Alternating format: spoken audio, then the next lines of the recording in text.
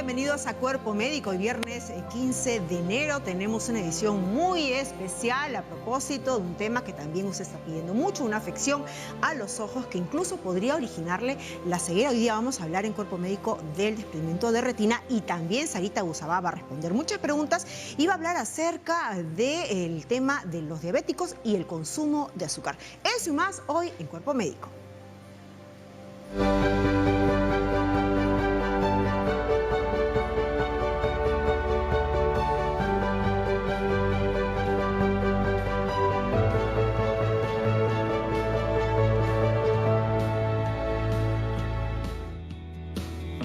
Y arrancamos la edición viernes hoy de Cuerpo Médico, recordándoles que hoy entran en rigor las nuevas disposiciones dadas por las autoridades a propósito de este nuevo horario de inmovilización en Lima Metropolitana. Recordemos que es desde las 9 de la noche hasta las 4 de la mañana, porque es una región o una ciudad que sigue considerada como nivel de riesgo alto o moderado. Alto, moderado. Así que usted tome en consideración esas nuevas medidas en las cuales se va a poder determinar cuáles son los riesgos y cuáles son estas nuevas disposiciones. Por eso es que vamos a empezar nuestro momento COVID también hablando de esta situación. ¿Cómo estás, Patricia? Bienvenida. Y hay muchos temas importantes a propósito de estas nuevas disposiciones, porque también el día de hoy, y lo conversábamos incluso antes de que empiece el programa, se han batido récords lamentables en cifras de contagio en Europa, en España, más de 40.000 en un solo día, y también en nuestro país, cifras de contagio que continúan elevándose. Así es, y tenemos que seguir insistiendo en algunas medidas de prevención que cada uno de nosotros como peruanos y peruanas podemos hacer para protegernos, para proteger a las personas que queremos y para que nuestro país salga adelante en medio de esta pandemia. Así que vamos a hablar de cuáles son esas medidas y así comenzamos nosotros el día de hoy con el momento COVID.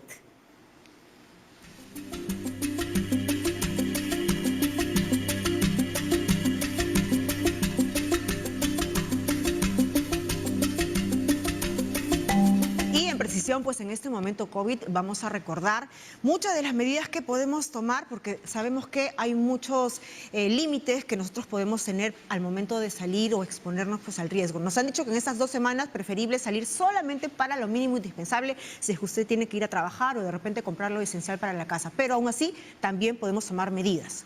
Así es. Las medidas de control siguen siendo las mismas, no hay nada mágico en la pandemia. Y entre las cosas más importantes están justamente las mascarillas, ¿ok? Y de esto quiero tomar unos minutitos, sí, Jennifer, claro, porque siguen habiendo preguntas. Estas son una de las mascarillas descartables más frecuentes. Estas que tienen una parte azul por acá y una parte blanca en la parte interior, ¿ok? La pregunta de todo el mundo es, ¿qué hago con la parte azul? ¿Le doy la vuelta si yo estoy sano? ¿Lo pongo así si estoy enfermo? No tiene que cambiarlo. Todas las personas debemos usar esta mascarilla con la parte de color hacia adelante. La segunda cosa es el fierrito que está en la parte superior. Este fierrito sirve para que podamos colocarlo en la nariz y podamos mejorar con poder tapar nuestra nariz completamente. Esa es la idea. La idea del fierrito es estar aquí. Y la mascarilla debe cubrir mi nariz y debe cubrir también mi mejilla. Esto que vienen a ser son tiritas elásticas, a veces quedan un poco sueltas, de modo que en los costados pueden quedar espacio. Entonces uno puede agarrar y puede anudarlas y ajustarlas en la cara.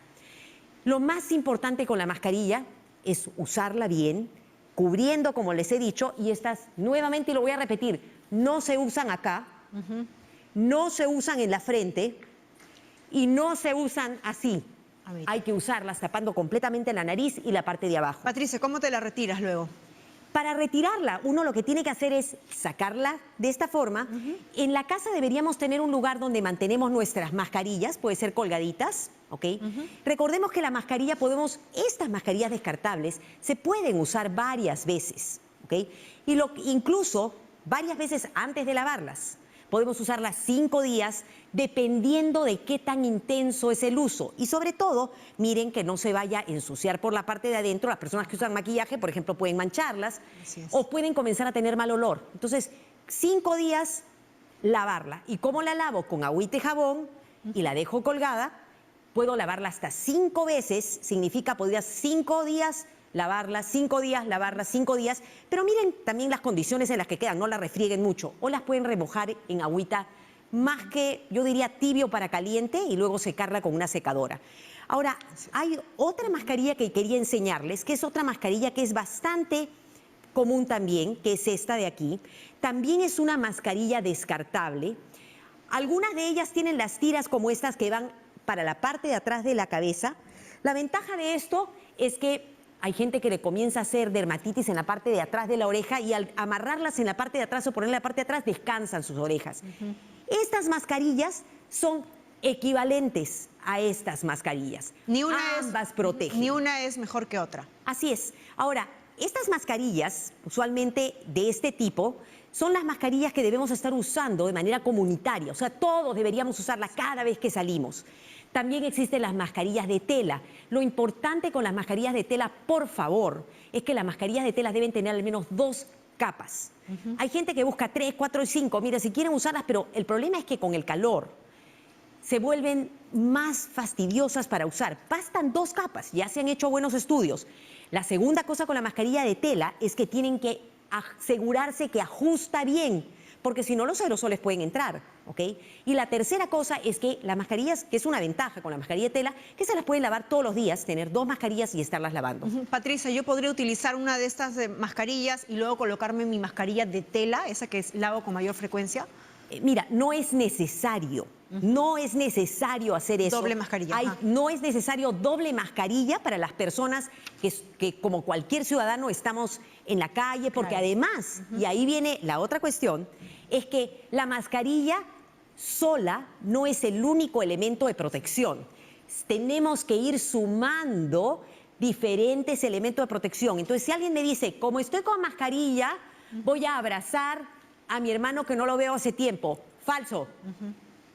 Tenemos con mascarilla, tenemos también que tener las otras medidas, como por ejemplo el distanciamiento, que le llamamos distanciamiento físico, ¿no? Porque social podemos saludar, pero distanciamiento físico tiene que haber. Muy bien, vamos rápidamente a hacer una primera recepción de una llamada. Tenemos a Kiara. Kiara, ¿cómo estás? Bienvenida a Cuerpo Médico.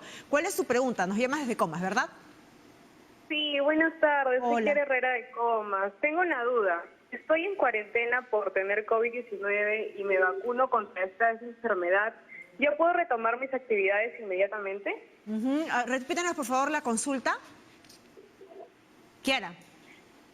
Sí. Sí, no logramos escucharte. Estoy en cuarentena, y estoy en cuarentena por tener COVID-19 y me vacuno contra esta enfermedad. ¿Ya puedo retomar mis actividades inmediatamente? Retomar las actividades una vez que ha sido vacunada, pero está en el periodo de cuarentena. Vamos a ver, en principio, ordenar, ¿no? La primera pregunta, perdóname si estás ahí, ¿por qué estás en cuarentena? ¿Porque ya tuviste la infección? ¿Porque estás con la infección? ¿Es esa la pregunta, Kiara? Ya. Porque estoy contagiada, sí. Estás contagiada, ok. Entonces, son 2 cosas diferentes, ok. Entonces, si una persona, y vamos a tener un programa en el que vamos a hablar todo acerca de cómo son las cuarentenas, cómo debemos cuidarnos, etcétera, en qué momento una persona, cuáles son los cuidados de las personas infectadas, cómo deberían actuar la gente en la familia. Pero para hacerlo cortito contigo, si estás infectada, porque te han dicho que tienes COVID, desde el momento que te sacan la prueba, debes de todas maneras quedarte en casa por 14 días. Pero quedarte en casa significa quedarte además aislada del resto de tu familia. Y la casa debe estar muy bien ventilada. Esa cuarentena hay que hacerla de todas maneras. La gran mayoría de gente que tiene enfermedad leve o moderada solo requiere los 14 días después de que tiene una prueba positiva. No hay que hacer una nueva prueba para salir de la cuarentena. Patricia, hay algo muy importante que sería bueno que les expliques. ¿Hay necesidad de tomar algún medicamento si es que yo no presento ningún síntoma, ni siquiera malestar de cuerpo? No. Lo único que se recomienda para el manejo en el caso del COVID es, si hay malestar, Panadol. Eso es todo. Por favor, no tomen antiinflamatorios, solamente Panadol. Líquidos, sí es bueno. No se automediquen con ninguna medicina. Lo que sí es bueno es que tengan su pulso oxímetro, de tal manera que chequeen su saturación de oxígeno. Si baja de 95%, por favor llamen a su médico, llamen al 113 o acudan a los hospitales. Otra cosa es el tema de la vacuna. La vacuna, cuando venga la vacuna, la idea es que las personas vacunadas tienen que seguir cuidándose con la mascarilla, el distanciamiento, la ventilación, el lavado de manos, no solamente con la primera dosis, sino también después de la segunda dosis y hasta que el gobierno nos diga ya se vacunó el 90% de la población y podemos bajar las medidas. Mientras tanto, todos tenemos que cuidarnos. Ha quedado bien claro, Patricia, que la vacuna no va a hacer que nosotros seamos supermujeres o superhombres que ya no podamos tener el riesgo de contagiarnos. La vacuna simplemente le va a enseñar a nuestro cuerpo a poder defenderse de ese virus si en caso llegase a inocularse, pero eso no significa que no vayamos a contagiarnos. Así que, por favor, no salir de sus casas. Sí, Patricia. Sí, y aquí hay un concepto que es bien importante. Lo que sabemos de las vacunas es que reducen el riesgo de enfermedad severa, o sea que podría la gente infectarse, podría ser asintomático, significa que una persona vacunada podría infectar a otras, ojo, ¿ok? Pero lo que esperamos con las vacunas es que podamos reducir el riesgo de enfermedad severa, así que igual nos vamos a tener que cuidar para proteger a los de nosotros cuando ya estemos vacunados. A seguir cuidándose, no bajar la guardia, esa es la consigna. Tenemos otra pregunta desde Jesús María. Darío, ¿cómo estás? Bienvenido. ¿Cuál es tu pregunta? ¿Darío? Buenas tardes. ¿Cómo estás? Cuéntanos. Doctora, quisiera saber si los síntomas del COVID, como la fiebre, tos, etcétera, ¿se presentan todos los síntomas al mismo tiempo o es progresivo, etcétera? Esa es una excelente pregunta. Mira, una cosa que estamos viendo hoy en día, además, es que están apareciendo y están viéndose más frecuentemente algunos otros síntomas. No todos se presentan en todas las personas. Algunas personas no tienen ningún síntoma y terminan enterándose que tienen COVID porque les hacen una prueba o porque han sido contacto de otra persona. Hay síntomas que son, en teoría, más frecuentes, como por ejemplo el malestar general, el dolor de cabeza y la fiebre. Pero uno puede tener malestar general, dolor de cabeza y sin fiebre y podría tener COVID. Un síntoma que estamos viendo más frecuente y que llama la atención también son diarreas, ¿ok? Diarreas con malestar general. Si ustedes han salido y saben, porque todos sabemos si nos descuidamos, si es que salimos a alguna reunión durante las Navidades o a visitar a alguien en estos días, pues esto puede haber pasado en los últimos 14 días o hasta 20 días y tenemos estos síntomas, vale la pena que acudan al establecimiento de salud o llamen y digan, tengo algunos síntomas que podría ser COVID para que se les haga la prueba. Cualquiera de los síntomas, hay gente que lo único que tiene es comienza a perder el sentido del olfato, o sea, ya no siente los olores. Hay gente que lo que dice, todos los días sentía el olor de mi café y ahora no lo siento. Y ese podría ser el único síntoma.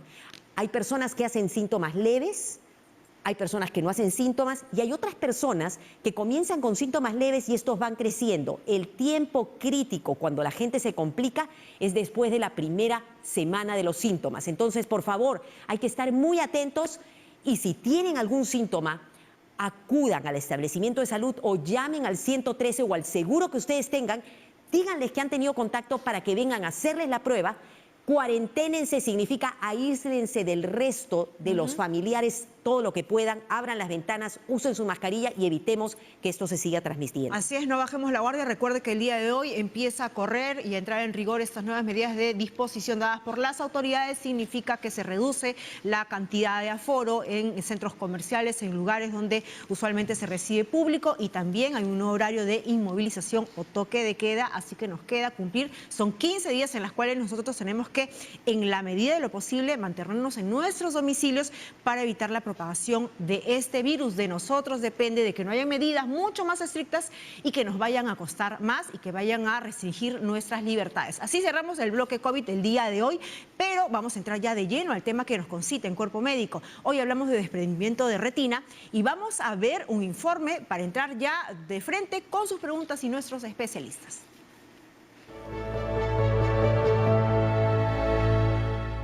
Según centros especializados en oftalmología a nivel nacional, el desprendimiento de retina afecta en su mayoría a hombres y a mujeres entre los 40 y 65 años. Sin embargo, esto también puede ocurrirle a los niños. La retina es una membrana nerviosa integrada en su mayoría por neuronas que, como las cerebrales, si mueren ya no son sustituidas por otras. El desprendimiento de retina afecta en una proporción similar tanto a hombres como a mujeres, pero suele ser mucho más frecuente en personas que padecen de miopía o en aquellos que han tenido anteriormente algún trastorno en la retina. Esta afección no es hereditaria y las cifras indican que afecta a 1 de cada 10.000 personas por año. Es necesario mencionar que la mayoría de los desprendimientos de retina son causados por la presencia de hemorragias o desgarros en la estructura tisular de la retina. También por enfermedades oculares como tumores, inflamaciones severas, complicaciones con la diabetes y en algunas ocasiones puede ocurrir por un golpe fuerte en el ojo. Algunos de los síntomas o signos de desprendimiento de retina es observar de manera súbita destellos luminosos. También la presencia de manchas que asemejan moscas. Esto indica la hemorragia originada por la rotura de un vaso retiniano. Asimismo, la visión deformada de los objetos, defectos del campo visual, donde el paciente refiere ver como un velo, telón o cortina negra. Por otro lado, algunas de las enfermedades más comunes que puede desencadenar un desprendimiento retinal son la retinopatía diabética, traumatismos perforantes, coroiditis central serosa y, en el caso de los niños, la retinopatía presente en nacimientos prematuros. Finalmente, el tratamiento es generalmente quirúrgico. Sin embargo, especialistas en oftalmología mencionan que existen algunos consejos que se pueden seguir ante un golpe, traumatismo o incrustación de objetos en el ojo para así aminorar los daños hasta llegar ante un centro de atención. Cerrar los ojos, por ejemplo, para disminuir el movimiento de los mismos, colocar la cabeza de manera que la zona del desprendimiento quede en la porción más baja del ojo, mantener reposo absoluto en un lugar sin luz y completamente oscuro hasta que llegue el médico especialista. Y asimismo mencionar que antes de recurrir a la cirugía existen algunos tratamientos que pueden ayudar a mejorar el cuadro, como la crioterapia y la fotocoagulación con láser. Amigos de Cuerpo Médico, si bien no estamos libres de sufrir cualquier tipo de accidente, es necesario seguir las recomendaciones para saber cómo actuar de darse el caso y así aminorar los daños. Recuerden siempre acudir ante un centro de salud especializado. Muchas gracias. Ahí está, pues, no, los riesgos que podemos sufrir con este órgano tan sensible, que es una cámara perfecta la que tenemos, pues, ¿no?, en el ojo, y cómo incluso este desprendimiento podría originar la ceguera. Vamos a presentar rápidamente a los especialistas que el día de hoy van a responder todas sus consultas. Estamos con el doctor Elber Dueñas Agüero. Él es médico, oftalmólogo, jefe del Departamento de Retina y Vitreo del Instituto Nacional de Oftalmología, INO, y también estamos acompañados del doctor Oscar Illa Pantigoso, médico especialista de retina y vitreo del Instituto Nacional de Oftalmología, Vitreo del Instituto Nacional de Oftalmología, INO. Bienvenidos a ambos, muchas gracias por estar con nosotros. Tenemos ya una primera consulta, tenemos a Karen de San Miguel. Karen, ¿cómo estás? Bienvenida a Cuerpo Médico. ¿Cuál es la pregunta para el doctor Dueñas? Muy bien, buenas tardes a todos. Hace 5 años a mí me diagnosticaron DVP en ambos ojos. Y a raíz de eso, bueno, cada 6 meses más o menos me aplican láser porque tengo pequeños desgarros en ambos ojos, pero nunca entendí cuál fue la razón de ese mal. Solamente me dijeron que tenía un vitrio enfermo. ¿Qué quiere decir esto, por favor? Muy bien. Doctor Dueñas, bienvenido a Cuerpo Médico. ¿Qué alcance le podemos dar a Karen desde San Miguel? Bueno, primero muchas gracias por la invitación. A usted.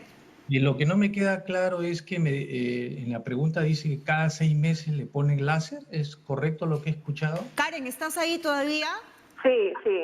Cada 6 meses tengo un control obligatorio y mayormente me encuentran 1 o 2 agujeros por los cuales tengo que pasar por láser. Bueno, un poco complicado que eso suceda, pero bueno, el tema es de que para que suceda un desprendimiento de vitrio posterior, lo primero que tiene que haber es una licuefacción del vitrio. No hay que olvidar que el vitrio es un elemento o un órgano gelatinoso que tenemos en el ojo, pero a medida que va pasando los años, va perdiendo su constitución físico-química y se va licuando. Entonces, a medida que se va licuando este órgano, puede llegar un momento en que se puede romper la corteza posterior del vitrio y a su vez lo que va a provocar... Doctor Dueñas, vamos a ver si podemos retomar ahí el contacto con el doctor Dueñas a propósito de esta, justamente, vamos a, si no, respondiendo a otra consulta, ¿qué te parece? Sí. Si es que vamos recibiendo la llamada. Sí, de repente para aclarar un poquito, ¿no? Normalmente el ojo tiene varias capas y la retina es justamente una parte, es casi una extensión del cerebro dentro del ojo. Es como un tapizado de la Es parte un ocular, tapizado, ¿no? pero es el tapizado que tiene todas esas células que permiten que uno pueda ver. Entonces, si en algún momento la retina se daña o se despega, entonces eso comienza a alterar nuestra visión. Y Por eso hace es que vemos las manchitas. Las manchitas, pero un sobre telón. todo uno puede sentir como un telón o una parte negra en los ojos. Ahora, hay personas que tienen más riesgo de esto, por ejemplo, los pacientes que son diabéticos, las personas diabéticas tienen más riesgo de hacer desprendimiento de retina, pero hay otros desprendimientos de retina para los cuales no necesariamente encontramos las causas. Pueden haber traumáticos, etcétera. Creo que ya nos estamos conectando con los doctores. Con el doctor Dueñas, para que Doctor termine Dueñas. justamente de contestar Sí, de repente para Sí. que pudiera explicarle, porque la pregunta que ella tiene es ¿por qué ha sucedido esto del desprendimiento de retina en mi caso, no? No, lo que preguntó fue por el desprendimiento de vítreo posterior. Ah, ok. Entonces, lo que yo estaba explicando es que antes de que suceda un desprendimiento de vítreo posterior, lo que pasa es que se produce una licuefacción del vítreo, que es un proceso de envejecimiento natural que nos va a pasar a todas las personas. Pero llegado un momento, esta licuefacción lo que va a hacer probablemente es romper la corteza posterior del vítreo y eso hace que la parte del vítreo se despegue de una capa interna de la retina que se llama membrana limitante interna. Entonces, esto puede producir síntomas porque el vítreo, no hay que olvidar que está adherida en ciertas zonas de la retina. Por ejemplo, en la periferia de la retina es donde está más adherida. Por lo tanto, al colapsarse el vítreo hacia el centro del ojo puede provocar tracción y provocar roturas retinales. Ahora, lo otro es de que es importante recordar que solamente el 60% de pacientes pueden tener síntomas, ya sean luces o llamados fotopsias, o también las llamadas moscas volantes. Pero hay un 40% de pacientes que no presentan ningún síntoma y solamente llegan a la consulta refiriendo que ven un velo negro o como una cortina que les ha reducido el campo visual. Entonces, el desprendimiento de vítreo posterior se puede presentar en los pacientes. Obviamente los que tienen mayor riesgo son los pacientes miopes, eso es correcto, pero yo creo que hay que hacer un control, pero también el hecho de estar colocando láser cada vez que uno va a un control sobre este tema, yo creo que habría que analizar el tema y el ojo, ¿no? Perfecto. Tenemos una pregunta que nos viene ahora desde San Isidro y es Carmen. Carmen, ¿estás con nosotros? Sí, buenas tardes. Buenas tardes. ¿Cuál es tu pregunta para nuestros especialistas? Quisiera saber si las personas con miopía son más propensas a tener un desenvolvimiento de la retina. Perfecto. Doctor Illa Pantigoso, la pregunta es para usted. ¿Qué tal? Buenas tardes, agradecer igual que el doctor Dueñas por la invitación al canal y contestar a la pregunta. Sí, los pacientes miopes tienen mayor riesgo que una persona que no tiene miopía, especialmente estos miopes que se llaman miopes degenerativos, que son aquellas personas que tienen más de 6 puntos de miopía. Ellos a veces tienen alteraciones en la unión, como dice el doctor, de retina, en la retina y el vítreo, que generan agujeros o lesiones. Doctor Illa, ¿por qué tienen más riesgo los miopes? ¿Podría explicarlo, por favor? Sí, porque algunos miopes tienen esa adherencia. Nosotros tenemos dentro del ojo lo que es el vítreo, que está unida firmemente a la retina, ¿no? A veces este vítreo tiene adherencias con las retinas normales, que al momento de moverse este vítreo genera lesiones. Aparte, los pacientes miopes también tienen algunas lesiones predisponentes que llamamos a desprendimiento de retina, ya sean agujeros, lesiones de latiz o desgarros, ¿no? Es por eso que tienen mayor riesgo, especialmente los miopes que tienen más de 6 puntos de miopía. Por eso imaginamos, más de 6 puntos. Imaginamos, doctor, en todo caso que los miopes van a tener que tener chequeos periódicos mucho más constantes para evitar justamente el desprendimiento de retina. Efectivamente, sí, tienen que venir anualmente al control y siempre advertir de los síntomas, de los signos de alarma, ¿no? Que son la visión, ver moscas volantes o ver las lucecitas que nosotros llamamos fotopsias. Entonces estos pacientes deberían ir a un chequeo por el oftalmólogo y especialmente por un retinólogo, ¿no? Muy bien, entonces ya vamos aprendiendo, ¿no? Mayor posibilidad de factores de riesgo, personas que tienen miopía, las personas que sufren de diabetes y por algún trauma o lesión o golpe pues al ojo. Vamos a hacer una pausa, pero vamos a continuar con más de sus consultas. Recuerden, hoy en Cuerpo Médico estamos hablando y aprendiendo más sobre el desprendimiento de retina. No se muevan.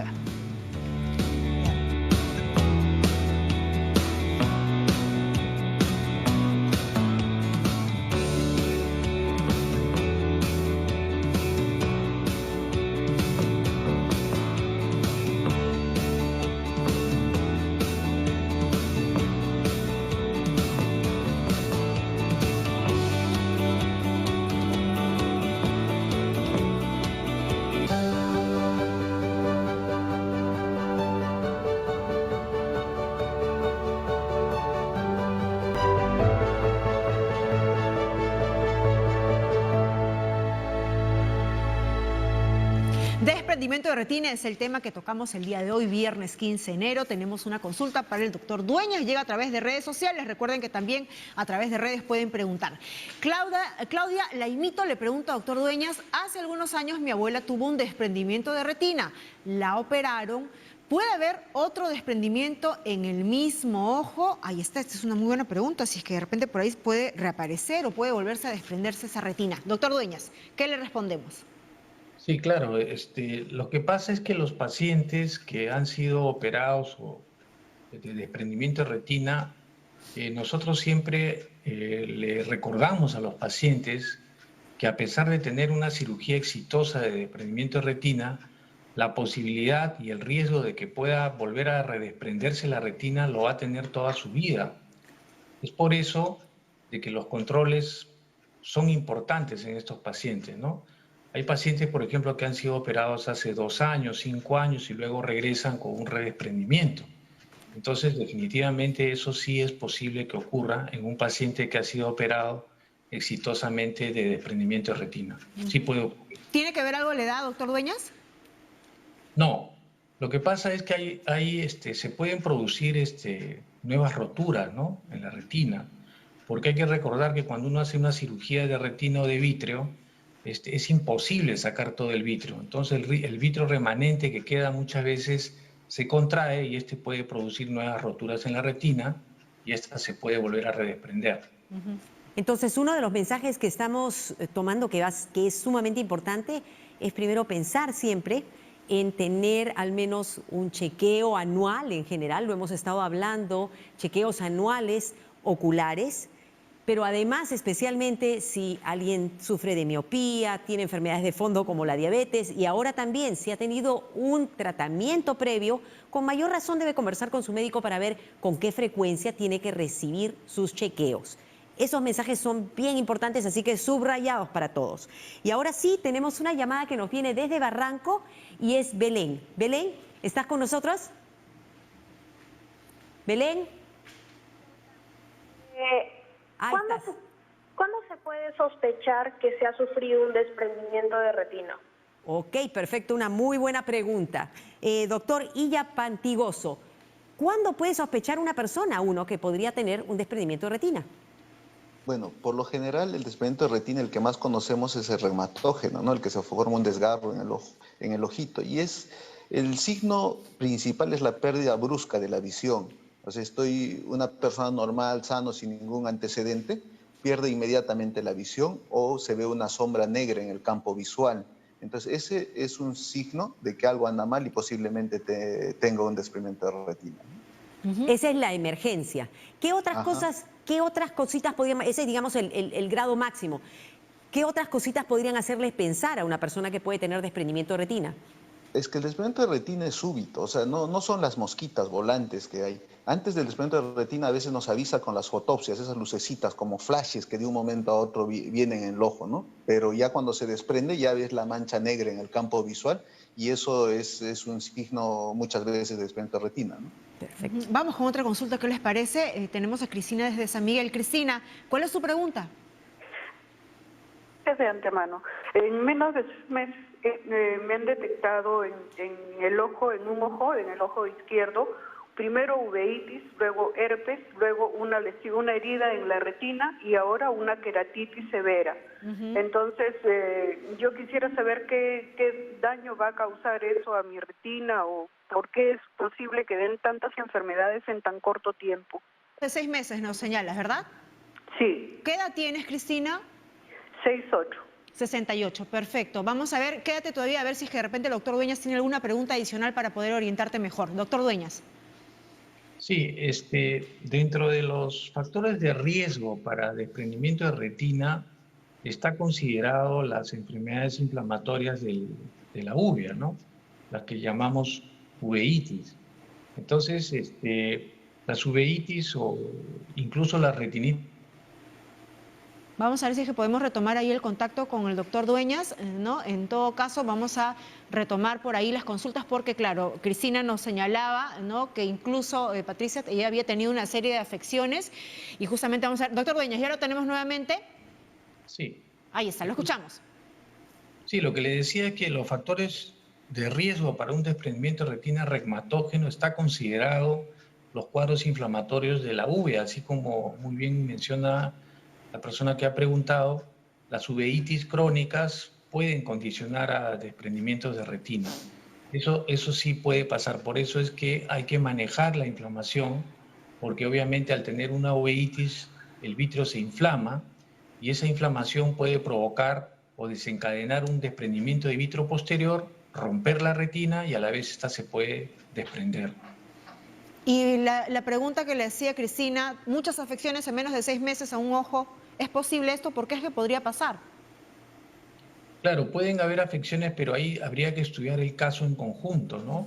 Habría que ver, aparentemente el herpes que ella manifiesta se ha producido primero en la córnea y esto aparentemente ha ido avanzando, produciéndole cuadros inflamatorios probablemente en la cámara anterior, ¿no? En el cristalino. Es una serie de factores que sí pueden ocurrir cuando, digamos, la infección es severa, ¿no? Entonces, tienen que controlarse esos cuadros inflamatorios, pero definitivamente los cuadros inflamatorios crónicos sí pueden producir desprendimiento de retina. Sí, entonces una de las cosas importantes es que continúes tu manejo médico, por favor acudas al médico, porque además el doctor te está diciendo que una vez que uno tiene algunos de esos problemas, eso podría aumentar el riesgo también para hacer desprendimiento de retina.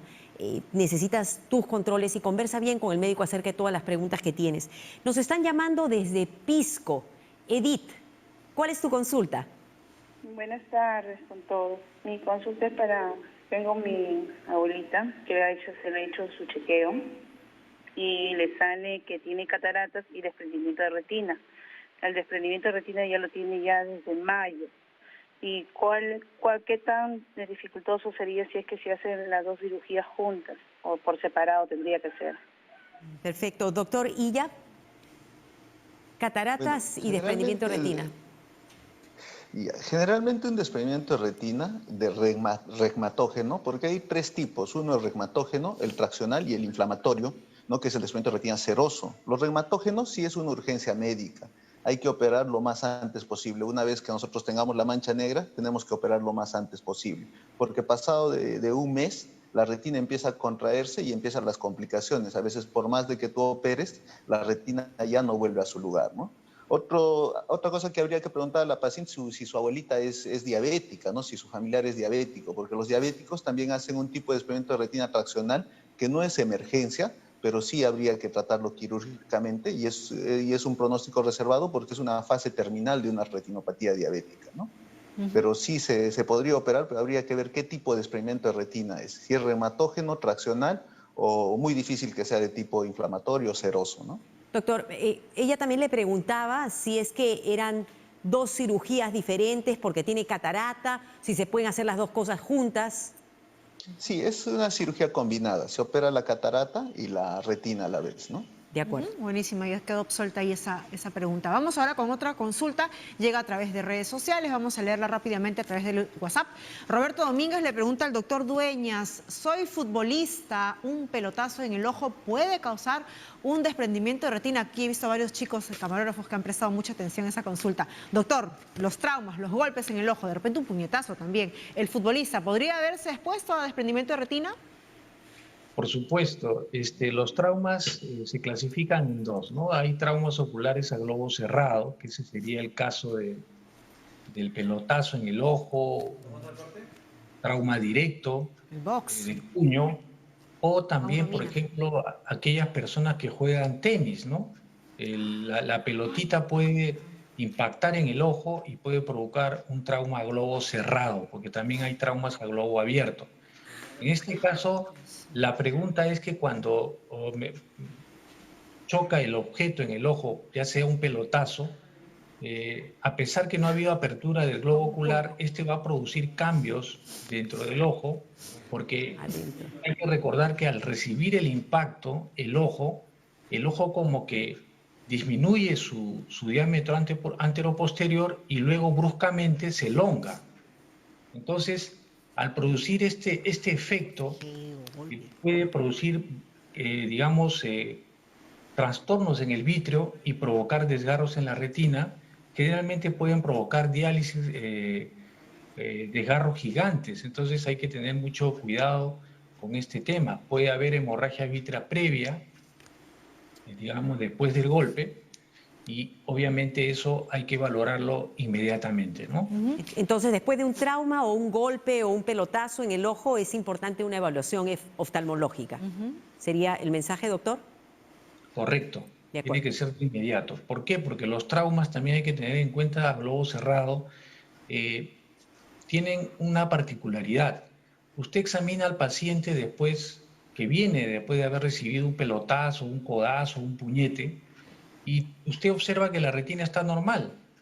Y de pronto le dice, bueno, ya regrese usted de aquí 6 meses, 1 año, y resulta que viene con un desprendimiento de retina. Entonces la conducta que debemos tener en este caso es que después del primer examen, a los 45 días estamos obligados a volver a examinar esa retina.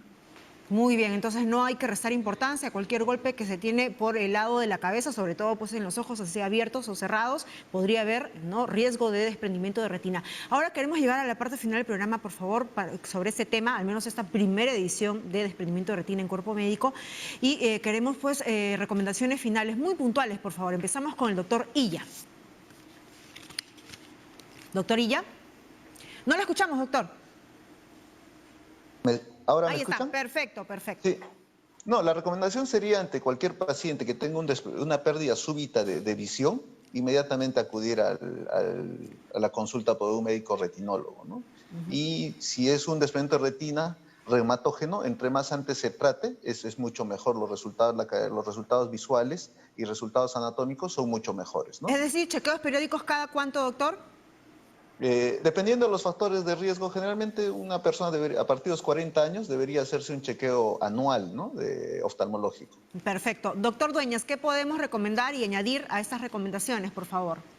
Sí, más que todo quiero agregar a lo que ya el doctor ya ha manifestado, la importancia que hay que tomar en los pacientes miopes, ¿no? La miopía prácticamente se está convirtiendo en una epidemia. Actualmente, por ejemplo, la miopía, en el 2010 se calculaba que en la población mundial total la padece el 27%. Y alta miopía, o sea, mayores de 6 dioptrías, el 2.8%. Y se calcula que al 2050 probablemente la miopía llegue al 52% de la población mundial y la alta miopía un 10%. Entonces yo quiero hacer hincapié en el tema de que los pacientes miopes están obligados, y a través de este programa quiero mencionar e insistir de que deben pasar por el oftalmólogo, sobre todo sobre el especialista en retina, para que tengan una evaluación anual de esta patología que ya prácticamente se va a convertir en una epidemia, como hemos manifestado. Muy bien, entonces ahí está el llamado de atención para sobre todo las personas que tengan condición de miopía. Muchísimas gracias a ambos médicos. Hemos estado con el doctor Elber Dueñas Agüero y el doctor Oscar Illapantigoso, quienes respondieron el día de hoy a todas sus consultas. Vamos a hacer una pausa y vamos a regresar con lo que usted está esperando. Momentos de nutrición. Hoy Sarita Busabá nos va a hablar sin azúcar. Esto significa que sea apto para los diabéticos. Ese es el tema de hoy y también volvemos con más en Cuerpo Médico.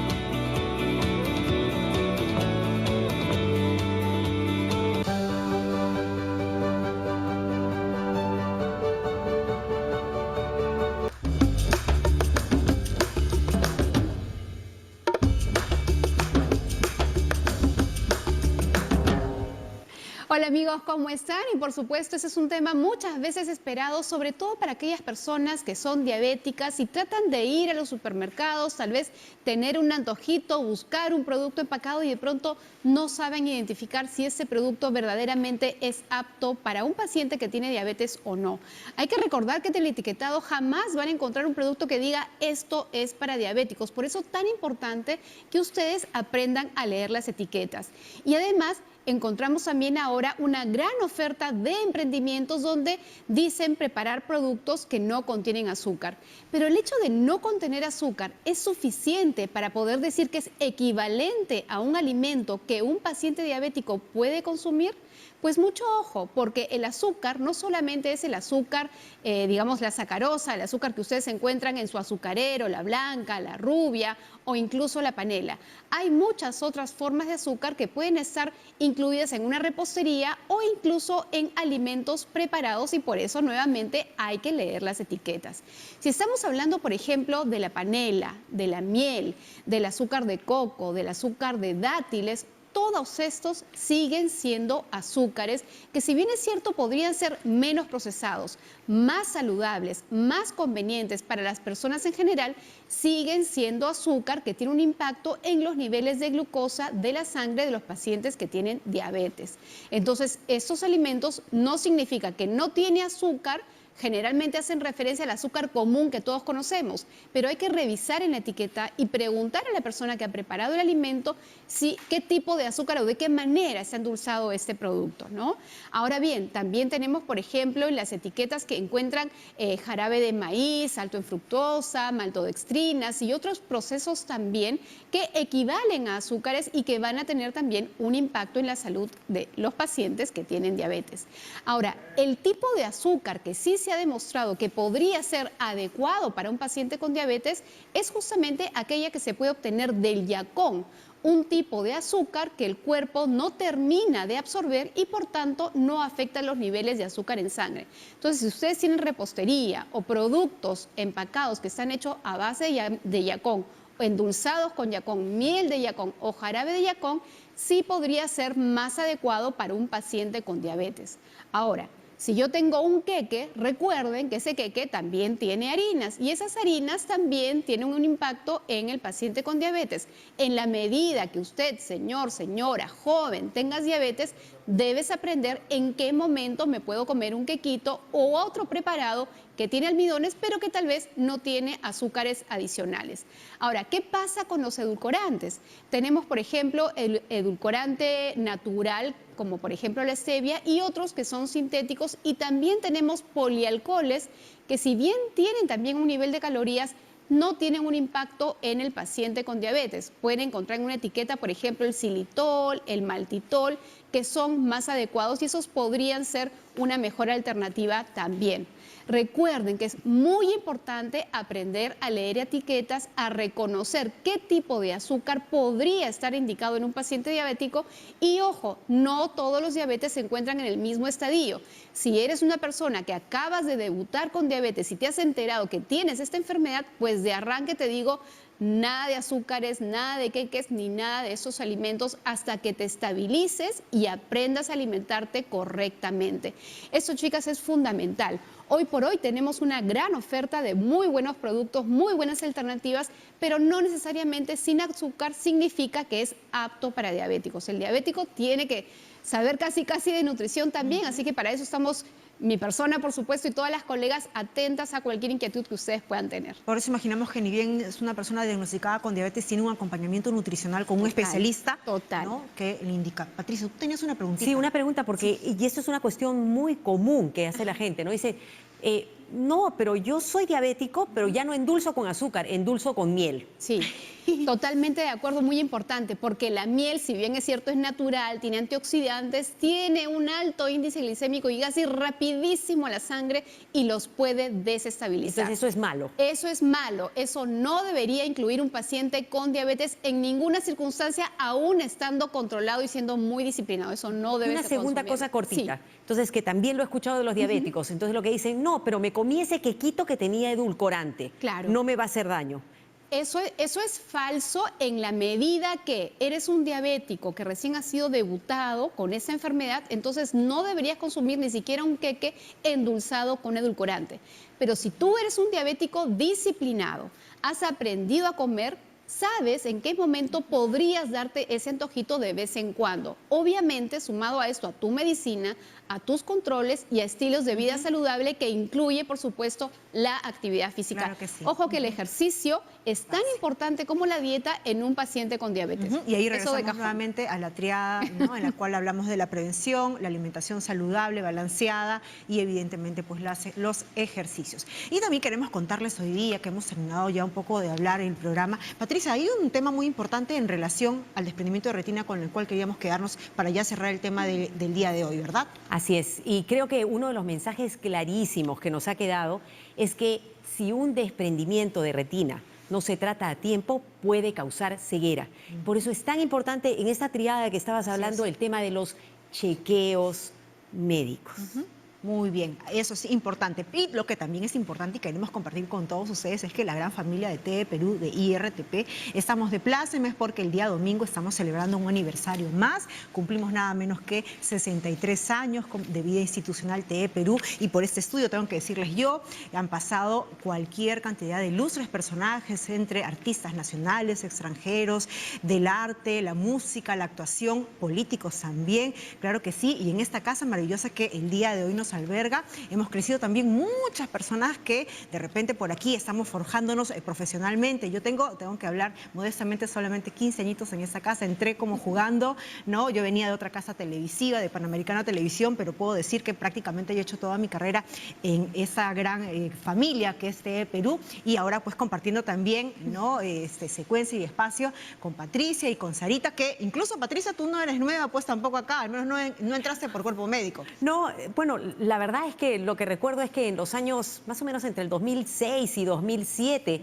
me invitaron a Hola Perú con Lorena Carabedo, y te acuerdas que andaba con Nicolás, claro, ¿no? que sí. Yo era jefa del Instituto Nacional de Salud y me invitaron para que hablara acerca de las mordeduras de arañas. Entonces, después de las mordeduras de araña, tuvimos otra invitación para hablar acerca de cánceres. Entonces, en ese programa ya se comenzaban a tratar algunos de los temas médicos. Para mí ha sido un gran gusto poder tener la oportunidad de regresar ahora ya en cuerpo médico, tratando de aprender de periodistas como tú y tratando de comunicar para que las cosas, para que la gente pueda tener en sus manos mejor información para la salud. Así y eso que, es y a nivel nacional. Y a nivel nacional. Sigue creciendo y Sarita también, no es la primera vez que he estado. Yo recuerdo incluso haberte entrevistado en algún noticiero, Sara. Sí, pues de hecho he tenido la gran suerte, la gran fortuna de tener la oportunidad de poder visitar esta casa en diferentes oportunidades a modo de entrevistas, ¿no? Como una entrevistada en diferentes programas que, gracias a Dios, les interesa el tema de la salud y dar justamente esa información útil para toda la gente, ¿no? Entonces, tanto en noticieros como en los magazines que ha tenido Canal 7, pues he podido estar presente. Buenísimo. Y ahora también queremos compartir con la nueva generación que también forma parte pues de TE Perú. No solamente son pues también parte de los que usted no ve. Vamos a verlos rápidamente en vivo porque ellos están en una parte justamente de esa gran familia, gran casa que es TE Perú. Vamos a verlos. No sé si ya los podemos ver a los chicos que están ahí. Ahí es Aura Guío, nuestra reportera. Sabrina Chávez y también José Guamaní, que son parte del equipo de producción de TV Perú. La nueva generación, dice generación bicentenario, dice Teresa. Ahí está. Aura, por favor. Jennifer, Patricia, Sarita, efectivamente, a nosotros nos toca ser la nueva generación, la que genere contenido de valor, con esa gran responsabilidad y formar parte de esta gran familia, de esta casa que nos acoge y nos enseña muchísimo y aprendemos de ustedes. Así que nada, feliz aniversario TV Perú, felicitaciones por estos 63 años. Y que sigan, ¿no?, creciendo los éxitos, las producciones. Y vamos a ver justamente ahora qué te parece, chicas, un informe que has preparado a propósito de estos 63 años que cumple la gran televisora de todos los peruanos. Ha tenido muchos nombres TV Perú, pero sigue siendo el canal de todos los peruanos. Vamos a ver la nota.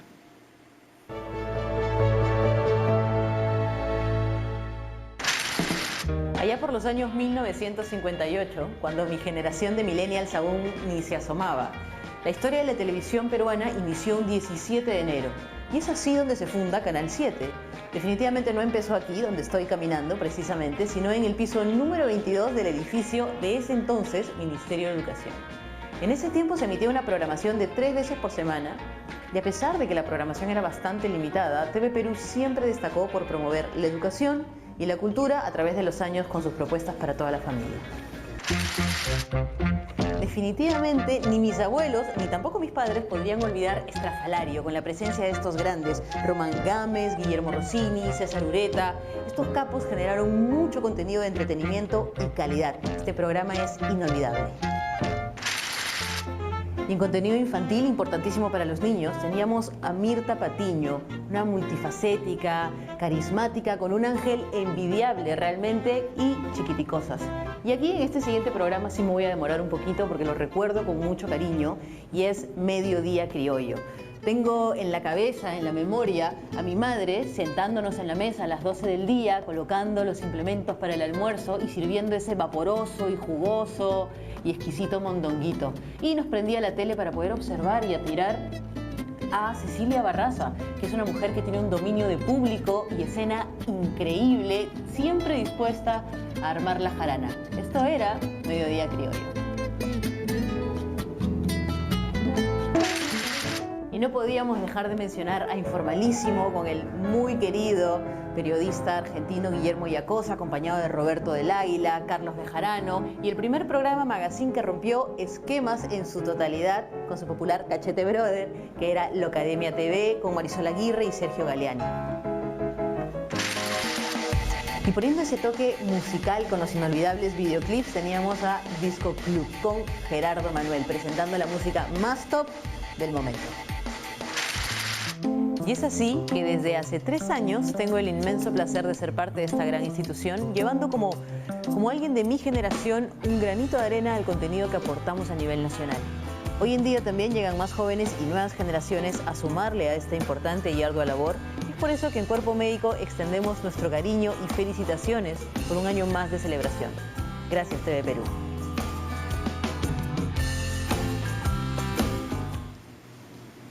Así es, gracias TV Perú. Nos hemos quedado mirando todos pegados pues a la pantalla porque lo que usted ha visto, ¿no?, y lo que nos mostraba incluso nuestra compañera Aura es parte de lo que viste las paredes del interior de TV Perú, y eso que hemos visto solamente un pedacito porque en el área, ¿no?, cuando nos vamos al área de prensa hay otros personajes que también han tenido la oportunidad de pasar por estos sets de televisión de TV Perú y han formado parte y siguen formando parte de la gran familia de TV Perú. Incluso en el área de prensa también, ¿no?, hay otros personajes también que ustedes pueden recorrer, y ya seguramente podremos hacer un segundo informe porque es lindo, ¿no?, recordar justamente ese pasado para valorar aún más la dicha que tenemos, chicas, de en verdad pertenecer a esta gran familia. No sé cómo lo ven ustedes, pero yo me he sentido como que orgullosa cuando sacan el álbum de la familia y empiezas a ver todo el pasado. Maravilloso, en verdad.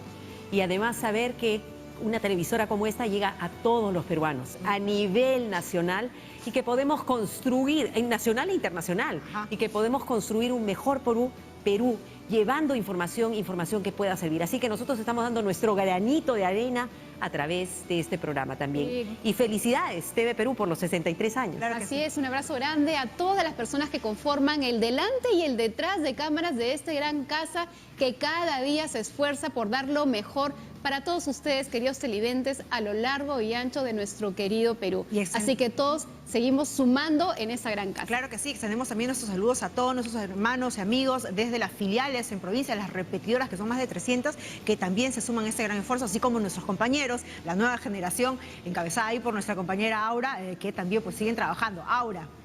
Así es, muchísimas gracias, de verdad. Encantadísima de hacer este recorrido junto a ustedes, así que feliz aniversario TV Perú y regresamos con ustedes el día lunes. Y el día lunes, gracias chicos, les voy contando lo que tenemos el día lunes antes de despedirnos. Vamos a hablar de las intoxicaciones alimentarias, un tema buenísimo. Imaginamos que Sara también va a participar de manera mucho más activa. Y nada, muchísimas gracias por la gentil preferencia, sintonía de todos los días. Sabemos que usted está contento todas las tardes de sintonizarnos de 2 a 3 de la tarde en vivo. Y las repeticiones, bueno, las puede ver por ahora, ¿no? A través de las redes sociales. Sabemos que ustedes están pidiendo que también volvamos a salir más tardecito. Vamos a ver qué podemos hacer ahí para que en todo caso usted pueda seguir viendo su programa que tanta información le lleva. Por lo pronto, a través de las redes sociales lo puede volver a chequear. Muchas gracias por su preferencia. Recuerden, el día domingo tenemos una programación especial en TV Perú a propósito de nuestro aniversario. No se la pierda. Nos encontramos, Dios mediante, el día lunes. Cuídense. Chao. Buen fin de semana. Tenemos un reel.